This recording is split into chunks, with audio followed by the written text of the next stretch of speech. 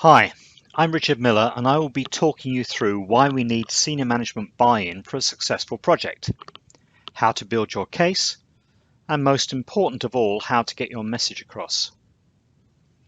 This masterclass is aimed at bid-ready applicants and consortia, so it assumes you develop your proposal and outline and now need to secure commitment from your leadership team. Don't worry if you're looking to apply in a later wave, some of the things we will cover will still be useful to you. Why do we need senior management buy-in? Why is it so essential to a successful project? Getting your leadership team on side brings a lot of benefits. The obvious one is you're asking for commitment of substantial resources and for the organization to take on significant risk. The senior management need to support that. They need to believe that this is a high priority project. Visible senior management commitment means a strong bid. Their support will be evident to the assessors. Lots of different functions, departments, and individuals need to work together to deliver the project. The leadership team has the capacity to commit the whole organization to the project. External stakeholders will have confidence in the project if they see that your senior managers believe and support it. That helps to ensure their buy-in as well. And you're going to ask the organization to do some difficult things and to do them fast. Your leaders can show the organization that this is an important project and they can break through barriers in a way that you cannot.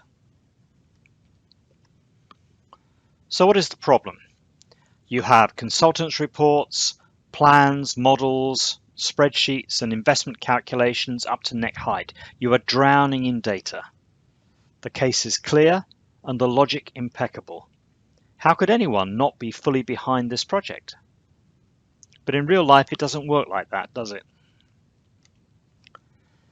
This is a quote from the best CFO I ever worked with. He pointed out that decisions are not entirely rational and logical. Emotion and gut feel are equally important. He said, return on investment calculations never persuaded a board to do what they didn't want to do, or persuaded them not to do what they wanted to. Despite popular rumor, senior managers are human. They make judgment calls all the time based on incomplete data. They do that based on experience, beliefs, and critically what they think is important. Your job is to understand what they worry about, what keeps them awake at night, and to show them how this project solves problems and helps them to meet their objectives. By explaining the benefits in their terms, you can push it up the priority list. So where can you find the necessary information? Look at the published strategy. Has your organization declared a climate emergency? Made a commitment to net zero? Do they have a plan to deliver that? And what public statements have been made about policy and direction across the entire organization? Are there specific issues or drivers they need to address? Perhaps fuel poverty is a big issue. What can your project contribute to solving that problem? And what are the ambitions of your local authority? Where do they want to be in the future? Are they trying to nurture a high-tech cluster or create new jobs to tackle unemployment? How will this project help? You are selling the project to a bunch of experienced people with different backgrounds, approaches, and responsibilities. You need to make the project relevant to each one of them, to connect with them in written argument and in presentations. They have a lot going on. You will need to fight for mind space to show that this is a priority for them. To do that, you need to be a master of your brief. You must be able to present it clearly and persuasively and long and short forms, as a document and face-to-face. A key idea is the elevator pitch. You know the story. You have a great idea, you meet the CEO in the elevator, and you have 20 seconds between floors to make your case. Not to cover all the detail, but to interest people. You'll get the chance for the detail later. You have to grab their attention first.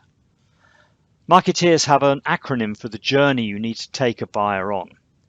AIDA, A-I-D-A. Attention, interest, desire, action. And it starts with creating that attention and interest.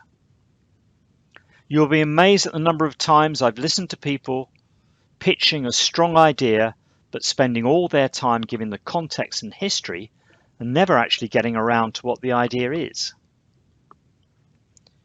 Remember, the first thought in an executive's mind when you corner them with your idea is, why am I listening to this? What problem is this going to solve for me? And do I care? Many people find this thinking cynical, even offensive. The project should sell itself. I'm not a salesman, I'm a qualified expert. Well, sorry, but senior managers are human, and you need to connect the story to them. So make sure you cover the important stuff right at the beginning of any conversation or presentation. Be very clear. The problem is, it is important because if only we could. To do that, we need to be able to. The details can come later.